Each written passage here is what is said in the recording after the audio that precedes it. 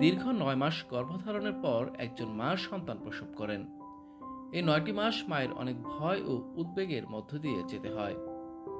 এই সময়ের মধ্যে মায়ের শরীরে আসে অনেক পরিবর্তন।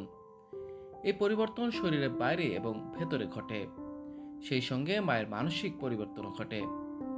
একজন মা না ঘুমিয়ে অনেক রাত কাটিয়ে দেন।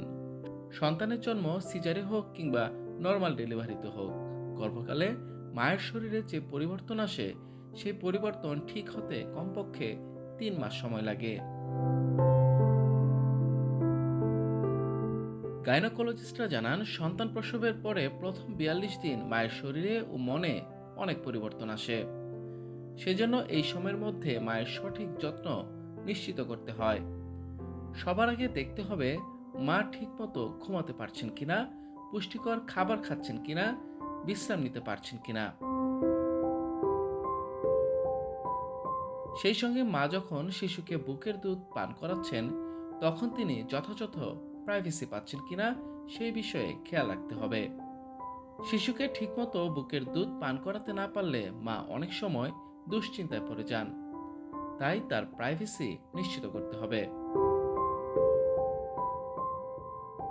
প্রথম 42 দিন শিশু রাতে ঠিকমতো ঘুমায় না, প্রায় সারা রাতই জেগে থাকে।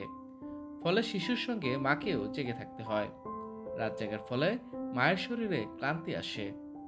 পরিবারের সদস্যদের খেয়াল রাখতে হবে মা ঠিকমতো ঘুমাতে পারছেন কিনা।